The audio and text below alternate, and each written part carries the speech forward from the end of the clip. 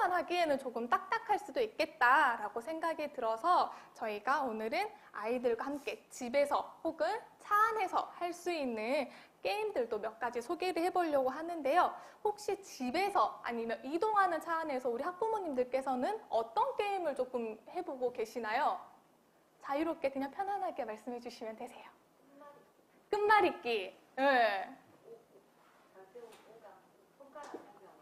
오병, 네. 맞아요. 손가락 접기 게임도 많이들 하고 계시고, 또 어떤 게임들 진행하고 계세요? 이 두 가지를 좀 많이 활용하시나요? 네. 저 같은 경우에서도 아이랑 집에서 딱 하는 게임은 지금은 떠오르지 않는 것 같기는 해요. 그런데 저희 집에 애들이 5살, 2살인데 실은 유튜브를 좀 보여주고 있고요.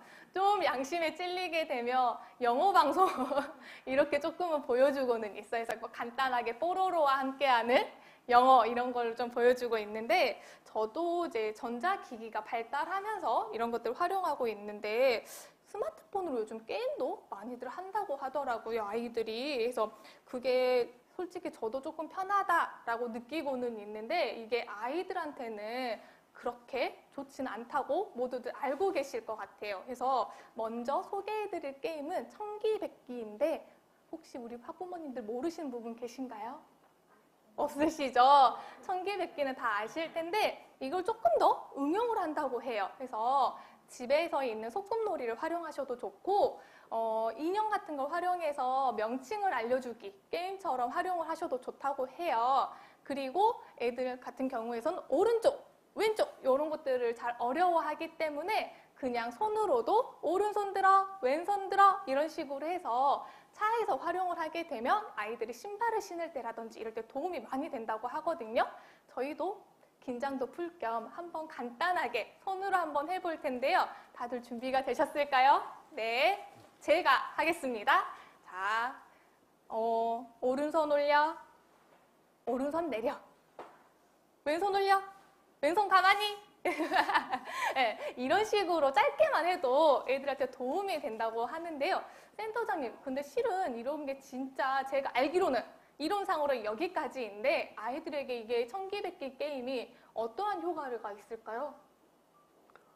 전자기기를 사용해서 하다 보면은 좀 무리가 있을 수도 있고 너무 전자기기에 빠질 수도 있기 때문에 특히나 조심해야 될 것은 내가 어떤 바쁜 일이 있어서 또 아이가 어떤 막 힘들어하니까 아이를 달래기 위해서 무조건 주면서 게임을 하게 하나 이런 건 좀 지양을 하면서 좀 목적지향적으로 어느 때 할 것인지 좀 계획적으로 게임을 주더라도 해야 되는데 막 어머니가 화가 나거나 우울하거나 내는 뭐 하기 싫을 때 모바일 폰을 준다든가 다른 전자기기를 줘서 그 부분이 혹시 더 흐트러질 수 있기 때문에 그런 부분을 좀 조심하면서 어느 정도 이제 이렇게 가장 중요한 것은 어렸을 때부터 전자기기를 사용해서 멈추는 줄 아는 게 중요합니다. 항상.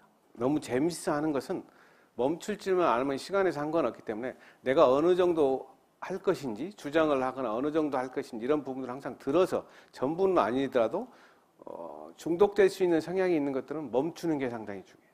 그래서 양보다는 얘가 멈추고 싶을 때 멈췄는지 서로 좀 더 계획적으로 이런 게임들을 한다 이런 부분을 줬는지 이런 부분에 좀 관심을 갖는 것이 전자기기를 이렇게 게임을 하기 전에 그런 부분에 좀 더 생각이 들고 그 다음에 방금 얘기한 이런 부분들은 어느 정도는 집중을 해야 되잖아요.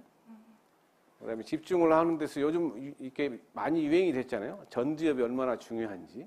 물론 계획하고 실행하고 이런 여러 가지가 있겠지만은 방금 게임을 했을 때도 소리를 듣고 왼손만 했을 때 손을 올려야 되는지 내려야 되는지 해야 될 행동하고 억제할 행동을 빨리빨리 이렇게 반응을 해야 되기 때문에 그런 훈련이 되면은 아무래도 집중을 해야 되고 전두엽 기능을 좀 더 보충할 수 있기 때문에 이런 것들에 대해서 좀 관심이 있다고 얘기해 드릴 수 있습니다.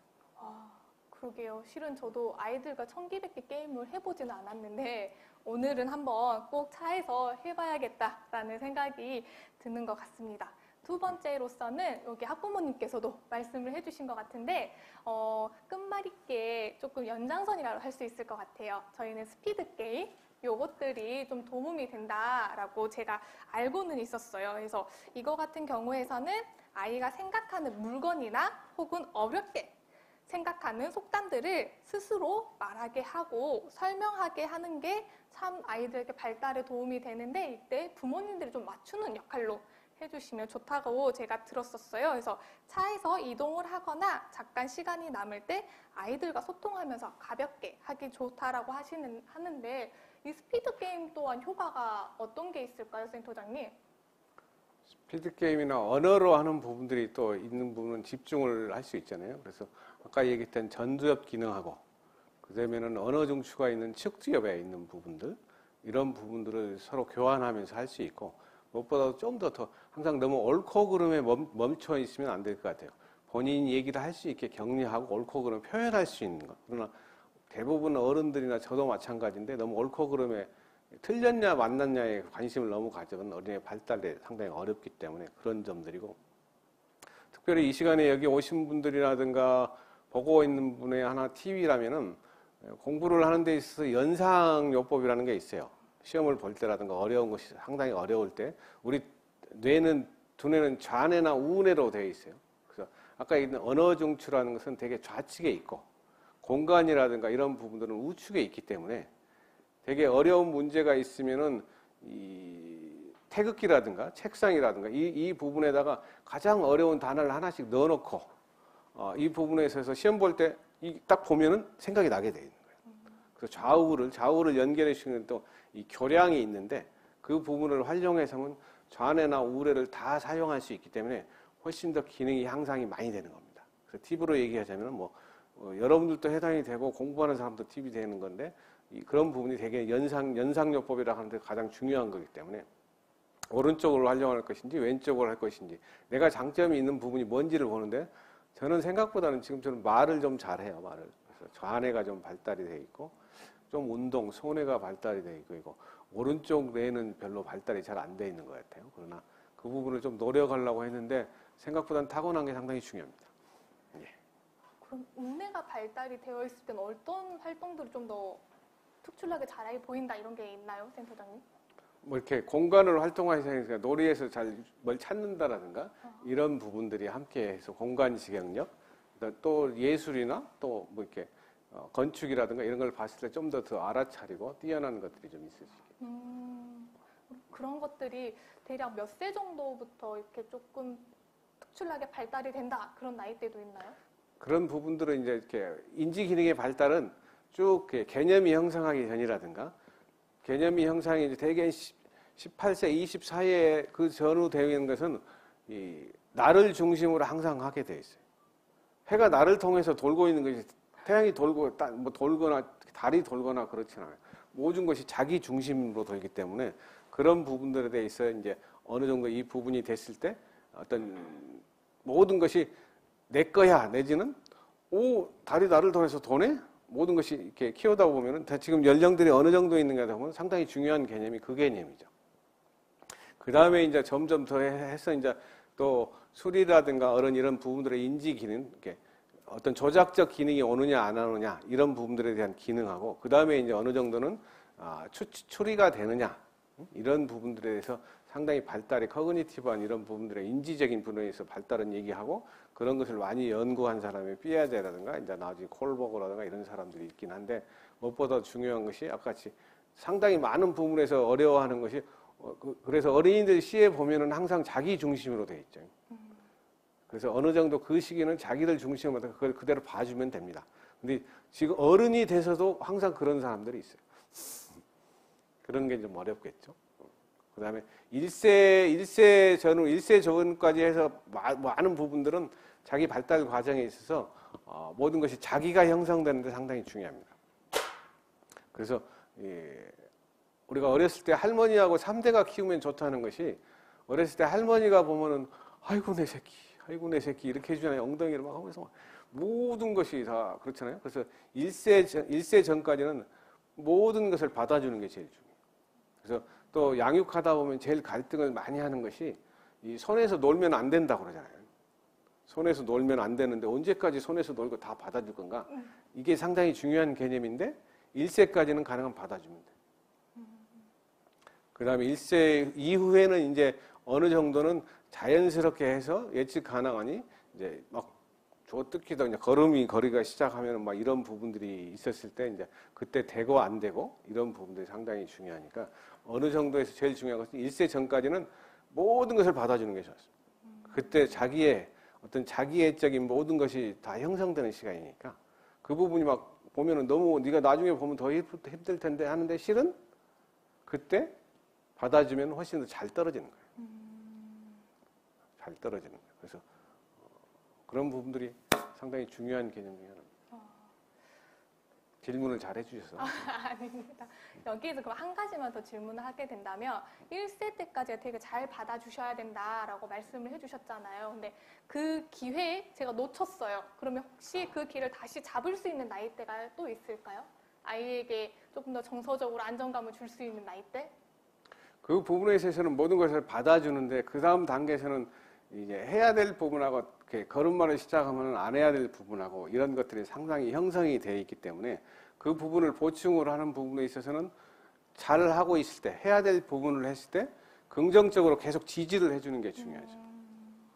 그건 이제 평생 가는 것이고 지금도 다 대부분 인정을 받고 싶어하고 다 그러잖아요. 우리 마음속에서 인정을 안 해주면 상당히 힘들고 인정을 못 받으니까 입을 충족하게 되고 또 다른 돈에 집착하게 되고 다른 부분에 집착을 많이 하게 되는 거죠. 그러나 스스로 하는 부분에는 시간이 많이 걸리겠지만 그의 평생 가는 것은 긍정적인 지지와 함께 늘 내가 너와 함께 하고 있다. 이런 것이 제일 중요하죠. 어떤 일이 있더라도 함께 하고 싶다가 중요하죠. 근데 부모라는 것은 그래야 되는데 사회는 잘하면 함께 하고 싶고 잘못하면 너하고 함께 하고 싶지 않고 이게 그 부분들을 구별해 나가는데 상당히 어려운 거예요. 제가 이걸 여쭤본 이유 중에 하나가 제가 이제 복직을 하게 되면서 아이가 이제 어린이집에 가게 됐었거든요. 근데 그때 가장 무서웠던 게 이 아이가 나랑 애착이 형성되기 시기에 이게 갑자기 떨어져서 분리불안을 많이 느끼면 되게 어떡하지? 이런 걱정이 있었는데 애착을 형성을 잘 하는 시기가 1세라고 하니 아, 이게 내가 시기에 놓쳤다 하면 언제 또 잡아줘야 될까? 그런 고민이 있었는데 평상시에 아이에게 칭찬도 많이 하면서 잘 긍정적인 효과를 줄 수 있도록 노력을 해야겠네요, 센터장님. 또 중요한 단어가 나와서 그렇긴 한데 애착이라는 게 요즘 굉장히 많이 얘기가 되잖아요. 애착. 되게 애착이라는 게 많이 되는 부분인데 가능한 그래서 돌보는 사람이 좀 일정하거나 일정한 부분이 있으면 애착을 형성하는 데 상당히 중요하고 근데 너무 자주 바뀌거나 그러다 보면 애착 형성에 좀 어려움이 있고 그 다음에 분리불안 중에서 상당히 중요한 개념 중에 하나는 유치원을 가거나 이 또 어린이 초등학생이 됐을 때 상당히 불안해하는 부분이 엄마가 보이면 우리가 깍꿍놀이 하죠. 네. 깍꿍놀이.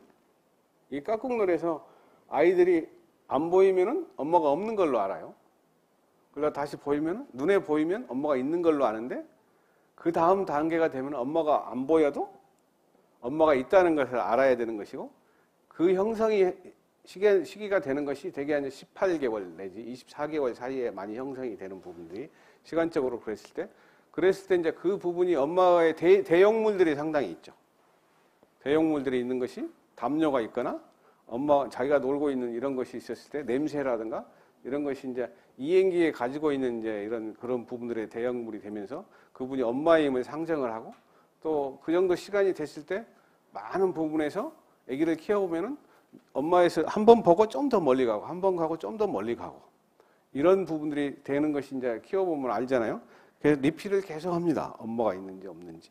이런 동작들을 계속 하면서 거리가 있고 그 다음에 엄마가 없어도 그 사이에는 이제 사진을 보고 있는 사람들도 있고 그래서 이 마음속의 형성이 엄마가 들어와 있어야지 학교에 있어도 엄마가 나오고 있구나 이렇게 생각하는데 이 마음속이 없고 눈에 보이는 것만 있으면 엄마가 안 보이면 뛰어와요.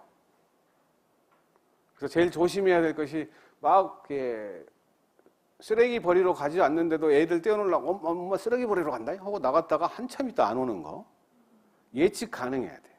제일 중요한 것은 아이들에게 뭐 다른 일을 하고 이렇게 하는 부분도 있어도 상관은 없는데 제일 중요한 것이 예측 가능해야 하는데 엄마가 있다가 언제 들어올지 모르고 나가면은 쓰레기 버리러 가면 이 시간에 와야 되는데 안 온다든가 그랬을 때 사실 가능한 좀 받아들이기 힘들어도 예측 가능한 얘기를 해서 그 엄마가 항상 있는 것을 대해서 알아야 되는데 그게 안 되면 그 형성이 잘 안 돼가지고 늘 불안해가지고 눈에 안 보이면은 학교에서 와버리는 거예요.